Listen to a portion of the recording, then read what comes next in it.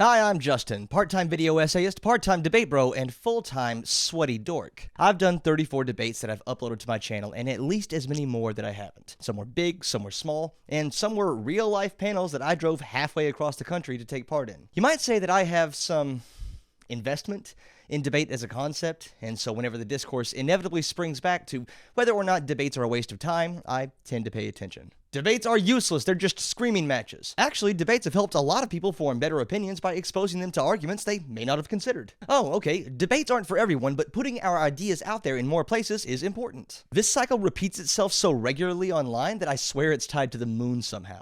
So, I'm finally putting it on myself to finally set the issue straight and give the correct opinion to have on debates. Okay, ready? Debate is fine, good for some people in some contexts, when done in certain ways. Seriously, that's the correct opinion, and if anyone tries to disagree with it after this video comes out, I will be immensely disappointed in myself, and you, mostly you. The purpose of this video is not to convince you that debate is the best or truest way forward for any political or social goal you may have. I only want to help people understand why those of us who value debate get something out of it, to help debate bros and fans maybe understand why some people can't stand us, and to foster an understanding between everyone on all sides of the debate question. Ironically, the purpose of this video is to convince you that there really doesn't need to be a debate. Part 1. Some common arguments against debate and why I don't think they hold up. So, to help me frame the common objections to debate, I'm going to be using a video by John the Duncan titled, Debate Me, How to Know Things on YouTube. I've picked this video for 3 reasons. 1, it's a video that's been shared around by people I respect who have issues with debate, so I think it's a fair representation of the arguments I want to talk about. 2, it just so happened to contain most of the arguments I wanted to address, so it will be more visually interesting and less strawman feeling to include it. And 3, I like this video. It's very well put together, I agree with a lot of the points, and JD is a man after my own heart, creating wonderful video essays with lots of academic sources who is criminally undersubscribed. Wink, wink. Yeah, I'm saying wink because some of you are just listening, and I don't want to be subtle. Like and subscribe, please. But more importantly, he says that honest critique, as opposed to dunking-oriented reaction videos, while not being favored by the algorithm, is way more beneficial for a collaborative vision of knowledge production, something I respect and genuinely agree with. So for this section, I'm going to be mostly dropping the kayfabe to give what I hope will be received by you and by him as an honest criticism of his arguments to help us all get better, with the expectation that should he respond to this video, he'll be doing the same, and that if you take my side over his, you're kind of missing the point. Well, after this anyway. I fetishize my large beef. Sorry, John, I hope you understand. The first argument I hear a lot is that competitive debate is understood to be a game of rhetoric, not about who is correct. John makes this point here in the video. And as Sarah Z points out, it's a game. And people who've done competitive debates know this because they frequently argue positions that they don't agree with. He references a video by Sarah Z, a creator I really respect and enjoy, who was a competitive debater that made the same point, and I've been thinking about this point since Robert Evans, an outstanding journalist who I also really respect, said the same thing on Twitter. All of them are incredibly smart and thoughtful and off the mark when they try to use competitive debate to discredit all other forms of debate. For the purposes of this video, I need to define some terms. The high school and college competitions of debate, in which 2 individuals or teams take turns rhetorically sparring against one another under a set of rules where judges determine the winner, is specifically competitive debate. Everything else, from online blood sports to news panels, any time 2 or more people are slated to disagree in front of some sort of audience, just because I'll be saying it a lot in this video, will be referred to simply as debate. Audience is the key word there. If a fascist is platformed in the woods and no one is around to hear it, does it cause harm? No. The impact, positive or negative, content has is, by nature, related to its audience, and there are some key differences between the audience of debate and competitive debate. First, one exists. Second, if competitive debate did have an audience, the rules that make competitive debate what it is directly contradict the argument you'd use to apply it to other forms of public debate. If you were watching a formal competition in which you knew that the opposing sides did not necessarily believe in the positions they were arguing for or against, and instead were being judged solely on rhetorical skill, that would probably put a damper on your ability to be influenced by those arguments. You can see a version of this in the content produced by people like Booksmarts, where they analyze online debates not based on how correct or closely aligned with their own politics a debater is, but on how well those debaters argue their points. The focus is on the skill being tested, and that focus is a mental block from letting the arguments from either side sway your genuine opinion on an issue. Considering that's pretty far removed from how a typical audience member engages with non-competitive debate, I don't think it applies. Lastly is the issue of continuity. Even if you believe a debate streamer is grifting, the grift only works by making at least some people think they believe what they're saying, and by having mostly consistent positions across their content. You don't get to wipe the slate clean between debates. You have a reputation and history that you bring into each new encounter, and while it's usually bad form to reference events and topics outside of the current debate,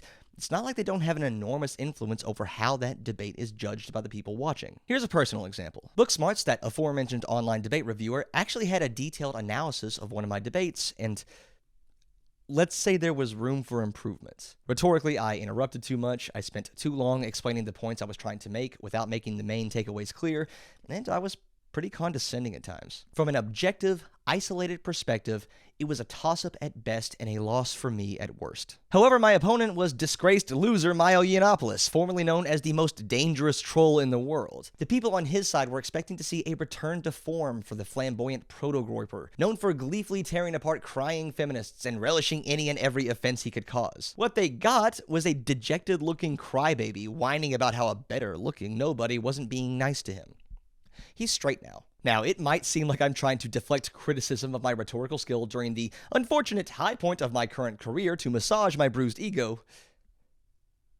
Okay, the point is that in competitive debate, you start with a clean slate for every match, and holding a literally polar opposite position from the one you had the week before will in no way impact how you are perceived by either the judges or the audience. And while online debaters may shift their position significantly, it's almost always a slow process, sometimes informed by other debates they've had. And the vast majority of people who do debate will argue for the same position on a given topic over and over. It's difficult to grow and maintain a following as a pundit or a content creator if there's not at least some consistency in your positions. Think of someone, anyone, who is famous for being good at debate. Odds are the real reason they're famous is that they're good at arguing for a particular topic, group, or ideology, not for simply being good at rhetoric. Related to that is the notion that debate is merely a test of rhetorical skill, not of knowledge. And this is true, in a way. You're not going to be a good debater if you're bad at rhetoric. But so what?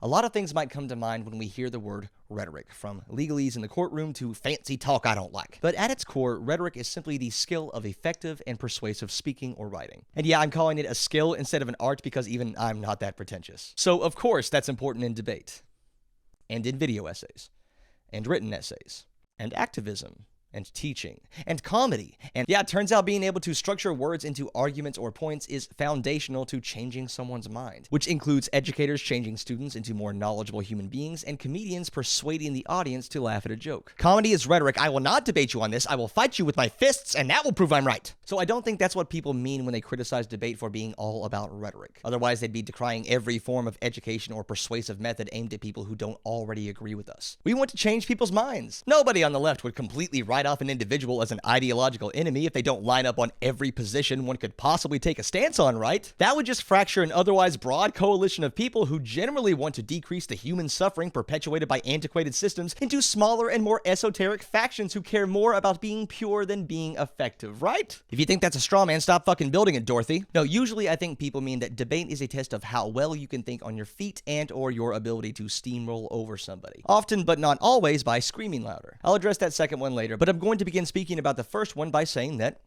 it's true. But why is that uniquely disqualifying? Every medium and format is bottlenecked in some way by both the technical and constructive aspects of its presentation. Video essays are just a measure of how well you can write a script and create engaging visuals. Movies are just measures of how well you can trick our monkey brains into thinking flashing lights on a screen are real people by using film trickery. Comedy is just a measure of how far you're willing to go to shock the audience. The guitar is all about finger dexterity, not musical ability. Podcasts are just a measure of whether or not a rich white guy has enough friends who are at the stage of alcoholism where they're interesting but don't pass out an hour before they're supposed to start. And success on BreadTube is entirely determined by how many things you're willing to come back to later. Yeah, that was a good joke. You got me. Kill confirmed. The point is, you can't reduce any mode of entertainment or information conveyance down to the tools of the medium without grossly missing the point. You wouldn't be watching this video essay if it sounded like this. Today, I'm going to be listing the top 10 reasons debate is good. Number 10, Destiny has a lot of followers, so that means it's popular. So just because thinking on your feet is important doesn't mean there's nothing underneath. Rhetoric is a skill, but it's not limitless. Without appealing to some empirical or historical or emotional truth, there's only so far that rhetoric alone can take you. However, this doesn't refute the accusation that debate is a game, so formal declaration of the next argument. Debate is just a game done for entertainment. I can't refute the second part of that because everyone knows that if you were entertained by something that changed your mind, it doesn't count. And I also concede that unless we try to force a bunch of arbitrary rules and stipulations into what does and does not count as a true game, I don't think it's an unfair label to apply to debates most of the time. Because yeah, in a way, debate is a game. You might have people undecided on an issue who are looking to see which side makes the better argument, which side wins. You have people already decided on an issue rooting for or against the respective sides. You have fans of specific personalities supporting whatever their guy says, or conversely, anti-fans doing the same thing in the opposite direction. The question is, what makes this meaningfully different from any other type of persuasive argument? All issues can be framed in terms of opposing sides to the extent that opinions on an issue can be reduced to a position, and all forms of argument surrounding that issue are trying to sway public opinion, to win them over to one side. If debate is a game, so is activism, the importance of which is often framed in terms of what happens if we lose. JD makes a more eloquent case for this argument, but it was mostly contained in the competitive debate section, so allow me to pick some more low-hanging fruit. A while back, I posted a tweet that more or less became the thesis for this video, and someone who was adamantly against debate responded with a pretty typical rebuttal. Debate is just entertainment. It doesn't convince anyone. You can just lie so the truth doesn't matter. And then something weird happened. They demanded I respond to and counter their points. And when I failed to do so to their satisfaction, they started performatively dunking on me, talking about how much they were winning. They were doing everything that was apparently wrong with debate. The faux alpha posturing, the assertion of supposed truths with faulty evidence, literally challenging me by demanding I put my ideas to the test. This person is engaging in debate. Fighting on Twitter is a type of debate. You're stating your positions, countering your opponents, maybe providing reasoning and evidence while trying to show them and or the people watching on this public social media platform that your position is better. Debate is conflict addressed through rhetoric, and just because it's turn-based doesn't make it something different. This applies to response videos, response articles, scientific rebuttals. Just because it's asynchronous doesn't mean it's not a debate, and all of them are subject to every criticism you could possibly levy at live debate. And yet, if you check the profile of someone who expresses a hardline, vehemently anti-debate stance on Twitter, more often than not, they're spending a lot of time arguing with people on the internet, often in a way that is way more vitriolic than any of the debate bros they hate. Everyone who cares about any sort of political position wants to see it argued well in the public sphere, and likewise wants opponents of that position to be countered in some way. Everyone recognizes that some degree of rhetorical conflict is necessary to achieve anything in a democratic society, right down to the household level. And the only meaningful difference between live debate and the alternative modes preferred by those who hate it comes down to the immediacy of conflict. But that's something I'll get to later. Fuck. Debate is a horrible way of educating people. I'm guessing at least some of you who have made it this far into the video still disagree with me, or generally think that debate sucks and is a waste of time. And I'd like to say 3 things to you. 1, thank you for your time. I hope I'm at least somewhat amicable in how I'm presenting our disagreement, and we can still be friends if you hate debate when this video is over. 2, don't look at how long is left in the video. And 3, there are several peer-reviewed studies out there showing that a debate which contained key points of accurate information presented by one of the debaters was no less effective than either the traditional lecture format or independent study at conveying that information when tested later. There are multiple ways and means of knowing, and it turns out that debate can be one of them. Maybe. Could be. I just made that source up. Coconut Quarterly was an obvious giveaway, but how many of you caught it? Would you have bothered to check the source if you didn't? JD states correctly that people can lie or present false or misleading information in debate. The problem is that this isn't unique to debate. Earlier in the video, JD points out, also correctly, that people use all sorts of structures to spew nonsense on subjects they know nothing about, and the specific example he uses is PragerU. PragerU produces video essays that, while low in information, are high in both production value and borderline fascist propaganda. Misinformation is present in every mode of knowledge conveyance, so it seems strange to single out debate when you've given an example of it happening during the very format that you're currently using. The argument here is that a debater can say something completely false and that there's no way to fact check it in real time, so it goes by unaddressed. So there are two problems here. One is the implication that the same misinformation is somehow made worse by being in a debate, as opposed to the exact same point being made on a solo stream or video essay or book. No one's fact-checking Dennis Prager or whatever Confederate vampire is writing his scripts in real time, so those points also get out to the public without being addressed. Now, you might be thinking of the roughly 10,000 videos out there debunking PragerU, and that's the second problem with this argument. Modern debates, especially online debates, become videos that can be then critiqued in the exact same way as any other. In fact, the example JD uses to prove that you can misrepresent the facts during a debate is Ben Burgess going over his debate with Destiny to point out something Destiny got wrong. But then, the moment you look into this stat or fact, it's either applied completely wrong or totally misleadingly if the fact exists at all. This graph is not relevant to what we were talking about. Hell, people might be more incentivized to fact-check debates because of the adversarial aspect of them. If half of the audience wants to see someone lose, you can bet your ass that every study or fact they bring up will be scrutinized to hell and back. Even if debate is a game, it's not as if the ideas and information are sealed in this time-locked chamber, never to be heard from again. That's not really how knowledge works, so let's talk knowledge. Most educators today will be familiar with Bloom's taxonomy as a framework for teaching, which puts knowledge in a hierarchy with remembering and recalling things at the bottom, analyzing information and applying it in new situations in the middle, and creating new works at the top. One reason traditional multiple choice style standardized testing kinda sucks is that it's often just seeing if you can remember what words are associated with which definitions, or failing that, how to make a good guess. JD is right when he says knowledge is way more complex than shoving facts into your brain. And he's right when he says that the rational lads of the internet unjustly dismiss qualitative data because they don't understand the necessary reductiveness of quantitative data. I should note here that I'm using the word knowledge in the way I think most people mean it in conversation, as in, that person really knows their shit. So yes, Bloom differentiated between knowledge, comprehension, application, and evaluation, but I think it's fair to assume that all of those would fall under most people's casual definition of what it means to know something. In a policy discussion, like the example brought up in the video, there is no quantitative data on what will work for a given area because you can't collect data on things that haven't happened yet. Instead, you take data collected from other places and periods in time and try to make the case that it would work somewhere else, which requires the kind of understanding of culture, beliefs, and social systems that can only come from qualitative data. In other words, it's not enough to know individual facts. You have to be able to synthesize those facts in a way that's applicable to a novel situation and potentially create something completely new. You know what's really good at teaching people how to do that? Debate.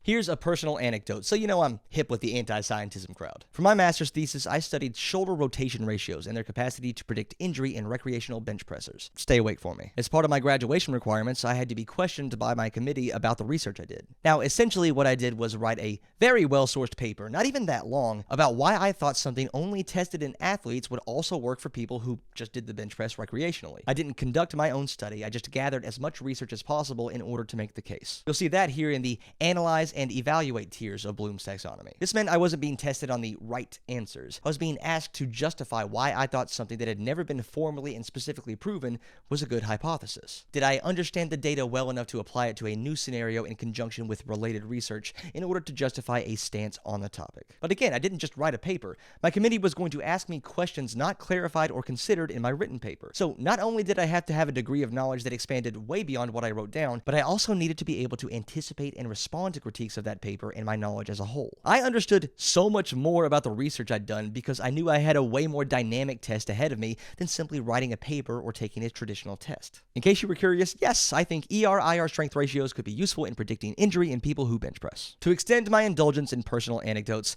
I do as much research for debates as I do in a lot of my video essays. Sometimes more if it's a topic I do a lot of debates on, like trans-affirmative healthcare. And honestly, I get really similar vibes to what I went through for my thesis.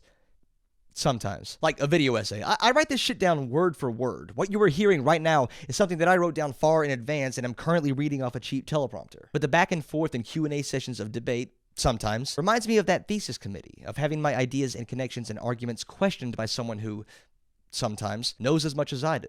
I have to do a lot more research and put a lot more thought into things I might possibly say, as opposed to a script in which I've written it down and it's done. But if personal anecdotes aren't good enough for you, and yeah, they shouldn't be, sorry JD, we both know there's a difference between anecdotes and qualitative data, here's a study that says as much. Teaching with lecture or debate, testing the effectiveness of traditional versus active learning methods of instruction, published in Political Science and Politics in 2008, actually did test something similar to the fake source I made up earlier. They tested student learning using two methods. In the lecture condition, a professor stood up and gave both sides of a controversial topic, then assigned the students reading material afterwards. In the debate condition, students had to take a pro or con position on a topic, conduct a thorough analysis, and prepare arguments both in defense of their own positions and in refutation of those of their opponents. Then they measured learning outcomes in terms of how well they remembered factual information, their ability to comprehend that information by putting it into their own words, and their higher order cognitive skills of applying that knowledge to new situations and evaluating arguments and judging them without prejudice. The study found that while the lecture method was better at conveying factual information, debate was superior at everything else: comprehension, application, and evaluation.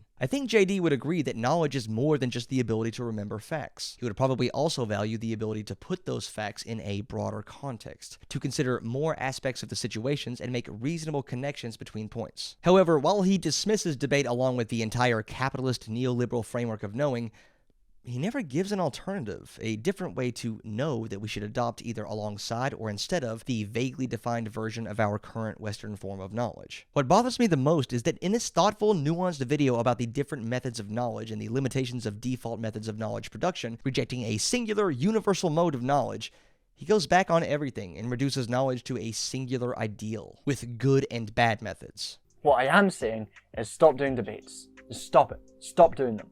They're pointless, they're useless, they reinforce bad ideals of knowledge creation, and unless you're doing them as a game in which you're very clear that their relationship to the truth is less than ideal, just stop doing them. That's concerning. He's not only dismissing the individual variance and how different people can learn, but he's also condensing every aspect and level of knowing into one binary switch of know or don't know, instead of acknowledging the layers of complexity that rise from recalling to creating. And I used a real study this time to prove it.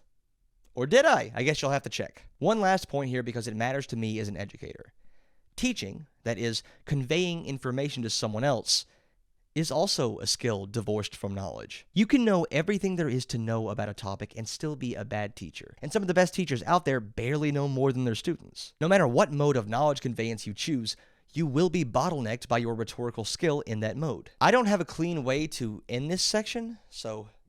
Part 2. If you hate debate, yeah, no, I get it, seriously, I get it. I am standing here in a video defending debate as someone who has done dozens of them, and I'm taking this moment to tell you that I hate debates at least as often as I like them, for a lot of the same reasons you do. I've gone months before, not only without doing a debate, but without watching a debate, because they're not exactly comfort material. Debates are almost always confrontational, and there's a weak but still present and positive correlation between how entertaining a debate is and how spicy the disagreement is. And a lot of the time, the spiciness has absolutely nothing to do with the topic at hand, and everything to do with two big personalities clashing and performatively dunking on one another. This does exist in some capacity in all forms of media. The reaction video format wouldn't exist otherwise, but I'm not going to sit here and pretend that it's not uniquely bad in debates. So here's my peace offering section. If you hate debates, cool. You're probably not missing anything that would be worth putting up with the reasons you hate them, and I'm not here to convince you otherwise. I get it. And to my fellow debate bros, let's admit that there are plenty of legitimate reasons someone may not be able to stand debates. Let's start with, debates, by necessity, reduce issues down to two opposing sides. Hopefully that one's pretty self-explanatory. Painting every issue as something binary that you're either for or against, pro or anti, drives away a lot of nuances, not just in the debate itself, but in how the public sees an issue. That's not actually always a bad thing. There are times where it's good to resist compromise,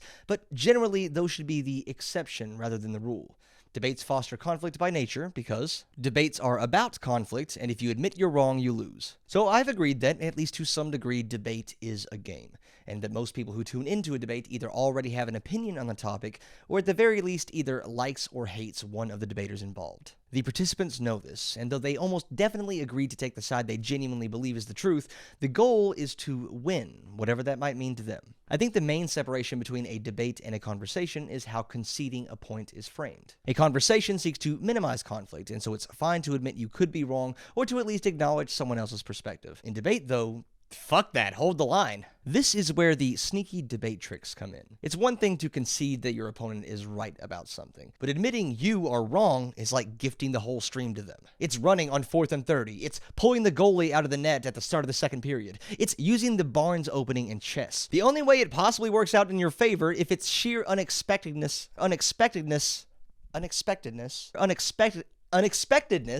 I cannot say that word. The only way it possibly works out in your favor is if it's sheer unexpectedness catches your opponent off guard. No, that's good. It's good that I fucked that one up. People usually only admit they were wrong if they made an undeniable factual error and would look worse to the audience by sticking by it. Or if they've been backed so far into a corner by having the flaws in their reasoning exposed that they'd have to concede something they're not willing to in order to remain correct. And so, in come the tricks. The pivot! Don't address what your opponent just said. Go hard in another direction and get mad if they don't come with you. The Geschgallop. You don't have to say anything meaningful if you just say a lot. The straw man. Make up a guy, destroy that guy, draw your opponent's name on that guy, and watch as your opponent must attempt to stitch him back together or risk losing what is now a tag team match. There are ways to get around being proven wrong or having holes poked in your reasoning, and any debater worth their salt will know about them, either to do them themselves or to counter them when they happen. Versions of these certainly exist in other mediums, as we've already discussed, but the more upfront and present threat to one's ego gives a greater incentive to double down on the spot and to look for strategies to do that well. As a consequence of that, debate attracts people who thrive off conflict and thus tend to view issues as zero-sum games. Let's take a different game for comparison. If you like basketball, you probably have a team or teams you consistently root for. Maybe you're a fan of some teams. Maybe instead of a home team, you root for a team you think is good. Talented players, a solid coaching staff, a deep bench, good enough to go toe-to-toe with any other team in the league. There's certainly nothing wrong with being a fan of a team, but it can go too far when your identity gets wrapped up in their success, or, God help your spouse, their failures. When it stops being just a game and starts being a parasocial proxy for your own status, problems arise. And while being beaten by 30 points feels worse than being beaten by 2, it's not that much worse because a loss is a loss. Okay, so debate is like that, except instead of teams being based out of locations, they're based on core principles of your moral framework. A study I read a while back for a video no one watched has stuck with me for a long time. In true lobster daddy fashion, certain hormones either drop or rise after losing a game. Testosterone rising when you win, stress hormones rising when you lose, and vice versa. This happens not just for the players on the team that won or lost, but the fans of that team as well. However, this isn't universal. It only happens in power-oriented individuals, people concerned and motivated by the impact they have on other people. People who don't want to see a good game so much as they want to see their opponents crushed, to be the big strong alphas humiliating the soy boy libcucks, to not merely score an uncontested layup for 2 points, but to dunk the ball right in front of them as you swing your mighty loins at their crumbling forms. For though it looks the same on the scoreboard, it feels far different on the soul. Yeah, remember where the term dunk comes from? The types of people who tend to find success in debate usually share a certain aesthetic. They're not just consistently right, but they can make their opponents look like idiots, demoralizing on top of debunking, owning instead of informing. And their fans like that about them. Again, it's not like this doesn't occur in response videos or opinion pieces, but it's like the difference between an MMA bout and a kata. Yeah, you can win in the latter by being more skilled, more refined, but it's not the same as overpowering another person. Not so much winning as making them lose. Because of this mentality, a lot of debate fans aren't just less interested in a conversation with the other side of an issue, less concerned with finding mutual ground, they'll be unsatisfied, even angry, at anything less than a show of domination, which leads fans and the creators who need them to not let them get away with it, or compromise is weakness. Hey, question, what makes someone a grifter? What's the line? Usually people use the term to refer to someone saying something they don't believe, or advocating publicly against things they do in private. But what about letting your audience dictate not what you believe, but how you talk about it? What if you wanted to have a discussion on the issue with a problematic figure on the other side, to genuinely see if they would temper their rhetoric, to reduce harm through understanding, even just a little bit, but your audience wanted blood? That this debate wasn't about the issue, but about holding them accountable for every transgression they've ever made, every harm they've caused, every person they've hurt. How does tax policy, or historical accuracy, or scientific consensus measure up to making them pay for what they've done? Making a video or doing a reaction stream isn't enough. That's just higher effort posting. No, if you have the chance to talk to them face to face, it's time for retribution. The only issue is how to make it happen while wearing the topic as a disguise. Something like does anyone who wasn't already a fan of Milo in this debate, do you have a good opinion of him after this? After he spends the entire debate whining and just going off about completely irrelevant points while he tries to think of an answer to the question. For those of you that have heard about me through that Milo debate over a year ago, do you remember what it was about? Do you remember any points I made, any indication that you benefited from all the research I did? That didn't seem to be the impact when it happened, and that's not what I focused on when making the highlights video. There's a reason I titled it The Destruction of Milo-Yiannopoulos, and not Why White Fragility is a Real Thing. To earn the title of debate bro, you need to make a name for yourself as someone who is not only confident about their positions, but willing to challenge others on theirs. To position yourself as correct. And in the absence of formal fact checkers or scoring, being correct can often be about adopting the right aesthetic. One of those aesthetics could be called performative scientism, which, damn, JD, got me again, double kill. The format encourages you to hit your opponent with stats and facts and figures because they just appear more convincing. It's like an aesthetic scientism or a performative rationality where numbers make you right. Speaking of, debate bro is a term for a reason. Because of that win-lose mentality most people have when going into debate, it favors people who are comfortable with what has been called ritualized opposition. Public display followed by argument and challenge. Please don't take this as any sort of biological essentialist argument. It could be 100% socialization and it would still be true. But women seem to be far less comfortable with adversarial argument. Of course, there are people of all stripes out there who are incredible at debate, but as long as white and cis and straight and male are seen as the defaults, everyone else has to deal with being assigned a perspective as a result of those identities, regardless of what their actual views are. By that, I mean white people can have a neutral view on critical race theory, but black people are motivated. Straight people aren't emotionally invested in gay marriage, so their support can actually be logical. Of course trans people want trans-affirmative healthcare, so we need a cis dude to objectively parse out the data. I don't know if it's incredibly widespread, but the perception of outgroup bias is strong enough that for some people, the worst advocates for a particular community are members of that community, because you can't be unbiased if you're advocating for yourself. This is where I absolutely vibe with JD's criticism of the Western sense of objectivity. If you are the default, it's very easy to confuse that with not having a perspective on something, with conflating your lens with the true lens. The truth is, all of us have but one set of eyes and ears, and pretending you have a more objective perspective on someone else's life is almost always an expression of the systemic power you have over them. However, all that being said, Part 3, we need debate no matter how much you hate it. To restate my thesis for this video, I don't need anyone who doesn't already like debate to suddenly love it. I only want to quell some of the bad faith assumptions as to why we like it. I've already talked about how debate can play a role in deepening knowledge by tapping into more complex aspects than simple recollection of facts, and how that can be a valuable tool in tackling complicated issues. I also want to stress that this isn't universal and that some people might not get anything out of debate for a variety of entirely valid reasons. Anyone who says that you're not truly confident in your ideas or positions unless you're willing to debate them on a live stage is usually just an asshole, with some exceptions.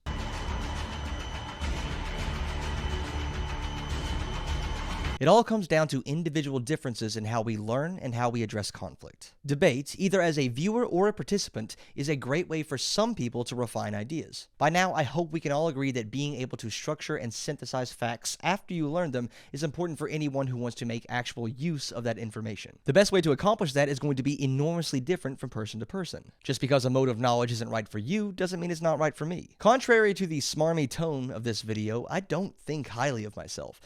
I think I'm kind of stupid. That's not me being self-deprecating. Trust me, I have a healthy ego. The main reason being that I think the recognition of my own stupidity is my greatest strength. I know a lot about a few things and very little about everything else. So the best way I found to determine whether or not an idea or argument I have is good is to test it via direct verbal conflict, to see if someone I respect sees fault in what I have to say. I tried to make this clear to my husband and my friends. I will argue a position I'm not sure about in order to see if that position is good, if it can stand up to basic scrutiny. Sometimes I've fucked up and fought with people I didn't mean to upset, and that's on me. But for those closest to me who are willing to help me indulge in that process, I hope they know it's been an invaluable source of self-improvement, and for that, I'm eternally grateful. Because this is how I learn. For me, nothing really sticks unless I can put it into my own words, unless I can put it into novel situations, unless I know enough to describe and analyze and synthesize the information in those higher tiers of Bloom's taxonomy. I can pass a recollection test easy. My college transcript is full of A's in classes I don't remember taking and could not for the life of me give accurate information on now. But some of the classes, the ones I thought more about, the ones that required more abstract thought that I applied to my future career, the ones I think back on when I'm making video essays about why trans women deserve to be in sport, or why system justification theory helps to explain modern biases, have stuck with me for, at the risk of showing my age, a decade or more. And I think it's entirely fair to expand this beyond the interpersonal and into the realm of society. If you're in this sphere of the internet, you're probably interested in doing some form of activism, or at the very least supporting it. By watching debates, I get to see a different version of the opposition's argument than I would if I were just reading an article or watching a scripted video. Specifically, I get to see how, or if, they're able to respond to direct criticism, how deep their understanding is of the sources they use, and if their stated reason for supporting something is covering up for something deeper that's revealed under pressure. It doesn't matter if it's just some random nerd in their basement on a 12-viewer panel. Most of the population is just some random nerd, and the fact that the average person has much greater access to platforms can be really useful in getting a feel for what a wide variety of people think. Engaging in frequent debates, especially on a specific topic, can be like a stand-up comic refining their jokes from show to show. You can tighten phrasing here, cut out a joke that bombs there, and find out where in the act the hecklers tend to shout out. Some people refine their ideas by writing them down in script format, some by checking them against established authors and speakers, and some people do best with direct verbal arguments against someone who holds the position you want to challenge. Again, I'm addressing this video to people who want to see some sort of political and social change occur. So regardless of your preferred medium, at some point, just having good ideas isn't enough. You have to make an argument.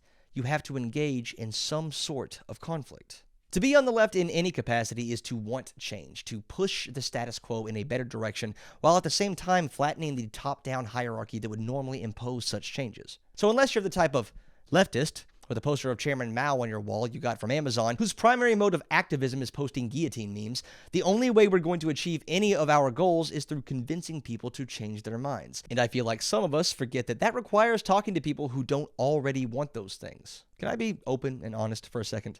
I'm assuming most of the people watching the video at this point are at least sort of left-leaning, so you'll be open to me expressing my feelings on the subject, understanding that the systems I grew up and operate within influence my perceptions on all phenomena. I'm a gay man who grew up in an incredibly conservative and rural environment who has had to argue and justify my own existence to people who now used to be my family, sometimes at risk of actual violence and sometimes resulting in actual violence.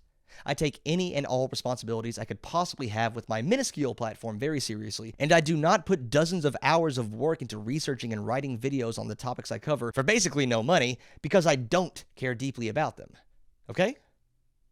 Okay, so, to my fellow lefties, we suck at handling conflict. And by far the largest problem we have in our rhetoric is taking the real problem of the asymmetrical consequences of conflict for privileged and marginalized groups and catastrophizing that to mean that all conflict is inherently dangerous. And again, I get it. It can be exhausting, especially if that conflict revolves around your right to exist or the oppression you experience. I'm not and will never say that you, personally, have to do anything to advance a cause or fight against bigotry. But some of you get mad when other people do that. You're helping fascism spread by debating a fascist. You're legitimizing transphobia by telling transphobes why they're wrong to their face.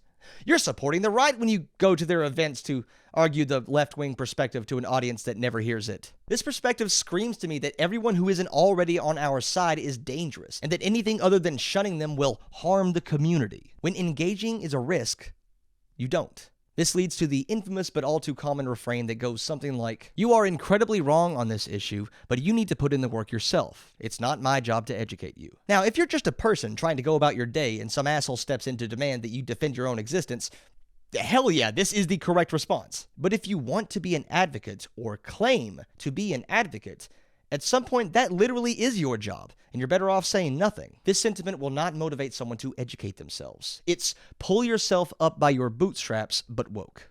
I want to circle back to an earlier point I made about knowledge, specifically the relationship between student and teacher. If the students aren't learning, if the gap between them and the teacher is never crossed, does it matter how much the teacher knows? What good does all that knowledge do if the students remain unconvinced?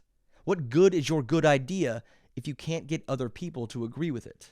Climate change is real, and it's being caused by humans. That is the truth.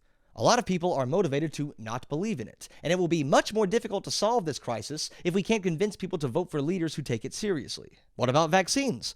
According to study and poll published in Place, a fucked up percentage of people think that the COVID vaccine is an experimental elixir that may or may not let Bill Gates see a video feed of you taking a dump at Outback Steakhouse. As frustrating as it may be, we need to admit that calling them idiots does nothing. What does the UK think about trans people? Or, more pertinently, what do the platforms in the UK present as the key points of discussion around trans people? Is it accurate? Is it in any way fair? The first draft of this script was, as first drafts often are, pretty off the cuff. Just me putting my feelings down on paper without much regard for who my audience was or how it was going to be received. I gave it to my husband, who is my primary proofreader, and who absolutely hates debates, and he woke me up the next morning to let me know I wasn't convincing anyone by being such a smug asshole, belittling everyone who dares go against me. I was essentially writing a video dunking on the anti-debate side, which might be cathartic and enjoyable for everyone who already agrees with me, but would do absolutely nothing to bridge the gap between us, and may in fact add fuel to the fire burning it down. So please, tell me if I'm wrong in my estimation here. It's not that anti-debate lefties can't deal with conflict. It's that they're uncomfortable with the immediacy of live conflict, of live debate, of the unfiltered sewage that may flow from the uncurated presentation of terrible ideas, and the types of personalities they see drawn to it. I did a video on otherization some years back that, again, no one watched, but the research I did for it stuck with me. Threat is a diagnosis. One drop of poison makes a poisoned drink. One rock to the back of the head outweighs a lifetime of cooperation. The worst opinion someone has could be more important in your evaluation of them than whatever else they believe. The veil of the internet gives us a slew of options to place protective barriers between ourselves and the threats we face, of fighting back from a safe distance. Getting into an argument on Twitter is several steps removed from a live discussion over voice chat, which itself is several steps removed from an IRL argument. You can still counter someone's bigotry without risking your physical safety when you're both boxes of text on a screen. Likewise, it's much safer to engage with a shitty position when you can pause and collect yourself, and think about how best to respond without having to worry about a chud who's only there to own the... insert term here. I really want to make it clear that I do not think less of people who limit their engagement with the opposition to articles or video essays or even tweets. You can do amazing work only doing asymmetrical responses on a number of platforms, and it would be dishonest and disrespectful to the incredible creators who have inspired me to pretend that opting not to do debate is some sort of stain on one's character. There's a reason I do both video essays and debates, but I think it's fair for me to expect the same courtesy, because activism is multifaceted. There are three aspects of activism according to me, the three C's, if you will: comfort, convince, and counter.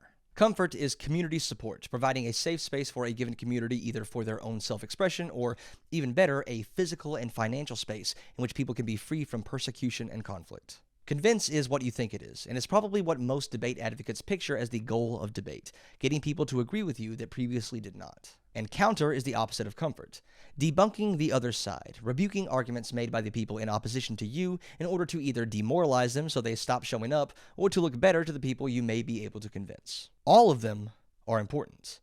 If you call yourself an activist, you want things to change, which means you want people to change. And unless you're the type of activist who unironically opines on which bread tubers would get the wall during the revolution, you'd prefer people to change under their own volition, by changing their mind because it's the right thing to do. Everyone on the left is on board with comfort. That's the safe spaces, the shelters, the centers victims can reach out to find some sort of respite from the abuse and vitriol of the world. The people who create and run these centers are heroes, far beyond anything I have ever done for the world. And that includes the purely online spaces where scared Zoomers try to figure themselves out. I'm not memeing. These real spaces are vital for activism, and can in fact go a long ways towards convincing people of a position simply by showing compassion to a group that may otherwise draw scorn. But it can't stop there. The vast majority of people on the left are also fine with countering. Who doesn't love a good debunking video, picking apart the terrible arguments made by right-wing morons? Vacuous as it can sometimes be, streamers have gotten thousands of hours of content watching right-wingers fumble their way through basic logical fallacies and pointing them out. The problem is that a lot of us confuse that with convincing. We think showing that their ideas are wrong and bad will change the mind of someone who agreed with them, and that someone is somewhere watching or reading the stuff we're putting out, right? No, probably not, at least not in any meaningful capacity. Most people don't seek out media they know they will disagree with in order to be more informed. The closest they'll come is to let that media be filtered through their own, hence the popularity of reaction videos condensing opposing arguments in order to be immediately countered. And hey, I'd love that shit, but we need to be honest and say that most people who watch those types of videos already agreed with the video and just wanted to see something bad get destroyed. So, where does the convincing happen? There's a rule that, as far as I know, was introduced by Destiny called the 40-40-20 rule. 40% of the audience is entrenched on your side, 40% on the other, with 20% in the middle able to be swayed to either. While I think there's something to that, I also think that's overly simplistic. There's a myth that a single debate, or video, or article, or any singular piece of media can flip someone's opinion on an issue 180 degrees, because those are the stories that get circulated the most. But that's almost never how it happens. Changing your opinion on a single topic, let alone your entire political outlook, takes time. It takes multiple instances of your current beliefs being questioned in a way that sows doubt about your worldview, and there's no one path everyone can take to get there. In an age where you can get your news and opinions from more niche and insular sources that only exist to confirm narrower worldviews, you can curate your sources such that those challenges to your way of thinking never risk penetrating the larger and larger walls you build around them. Unless you tune into a game where your ideas, your strong, virtuous ideas, are put to the test against the opposition. Which is easy. Your ideas are better. You have science and morality on your side. Your axioms are more grounded. And why is your guy letting the other guy go on like that? Why isn't he letting him know how wrong he is? No, that study can't be real. He's got to be making that up. Wait, that's not fair. He doesn't understand why we think the thing matters. Speak up, dude. You're letting him get away with it. Debate gets people in the door who wouldn't be there otherwise. You don't have to completely shatter someone's worldview during a debate for it to have an effect on them. Sometimes it's good enough to plant a seed of doubt. Maybe a particular argument they like to use doesn't hold up well under scrutiny. Maybe the strawman version of the other side they've been fed turned out to be off the mark. Maybe the strongman big boy they've idolized wasn't as infallible as they thought. Just like a sports fan might put some personal investment into how their team does, so too does a debate watcher. It's their ideas, their arguments that are being tested by proxy through someone else. And if those arguments fail to get that satisfying W once, 3 times, 10 times, maybe they stop thinking of them as strong arguments. Debate means losing control of the framing you get to create when the other guy isn't in the room. Oh, you can try. You can proselytize to the audience about what your opponent really believes, but now they're here.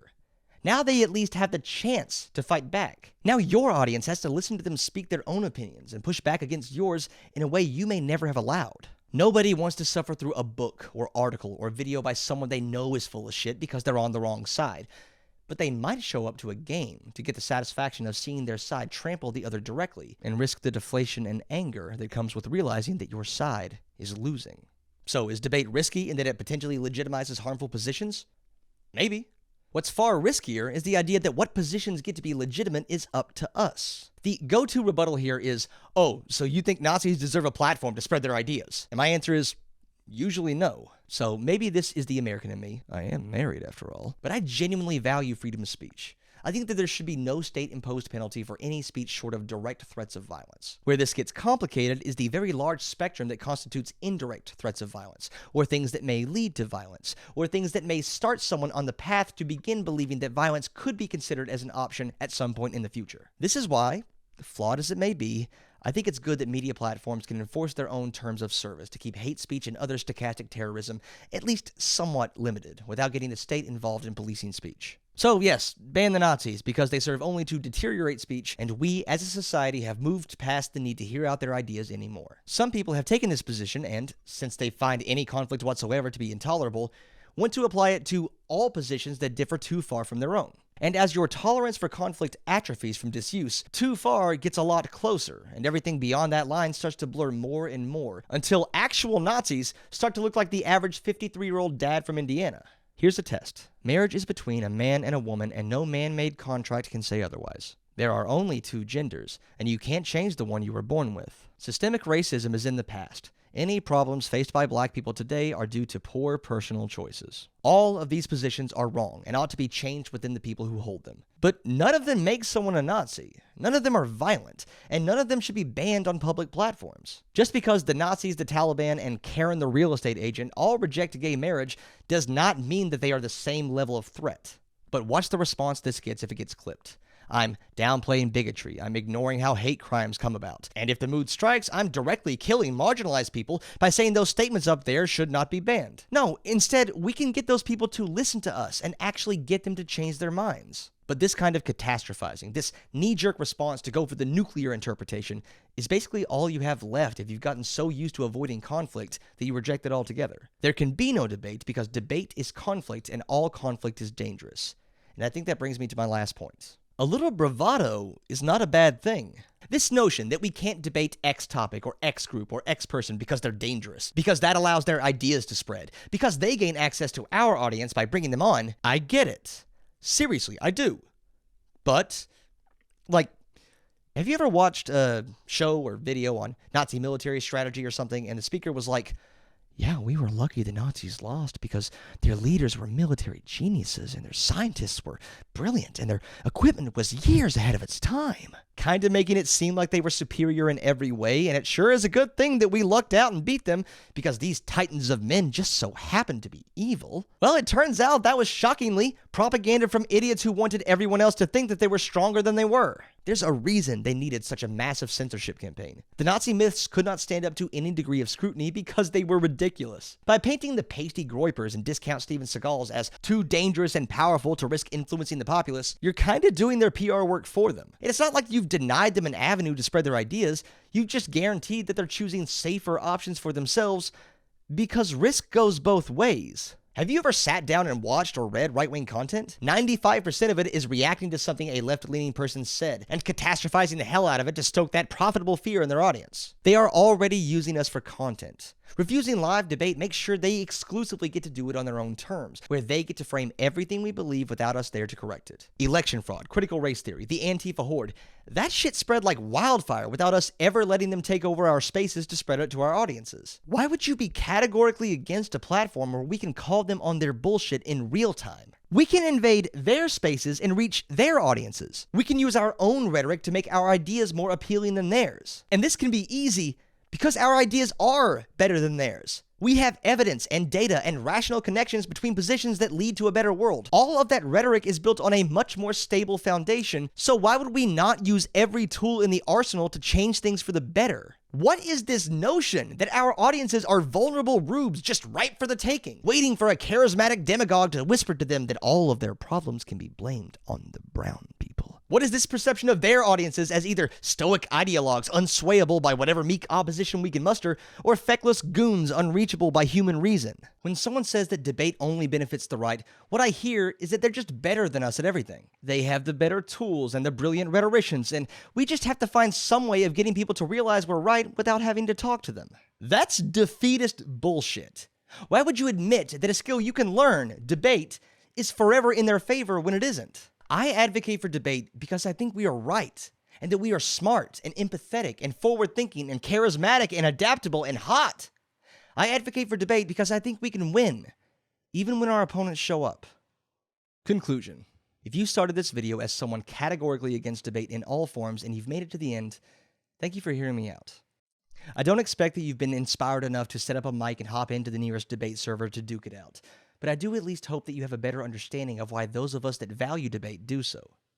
To recap, a lot of common complaints about debate are by no means unique to debate, and I suspect the deeper reasons are related to how one perceives conflict. Debate does attract a lot of assholes, and we need to stop conflating performative rationality and cruelty as correlates for good ideas. Debate can be incredibly useful for higher-order cognitive organization, and it's not cool to tell someone who learns well that way that they're wrong for doing so. At some point, learning is not enough. Debate can be a way to spread ideas to people who might not otherwise listen, and a little bravado is not a bad thing.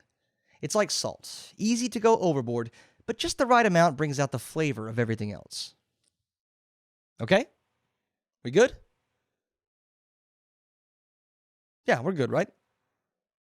Hey, thanks for making it to the end of this video. You'll see some of the coolest people on the entire internet scrolling by right now, and if you'd like to join them and get the esteemed honor of having your name appear briefly at the end of a video dozens of people will watch, you can support me over on Patreon. I have some really exciting videos planned, and I now have the time to work on them. For the same reason, I would really, really appreciate your support. I'm glad no one watches these videos to the end because that may have come off as kind of desperate.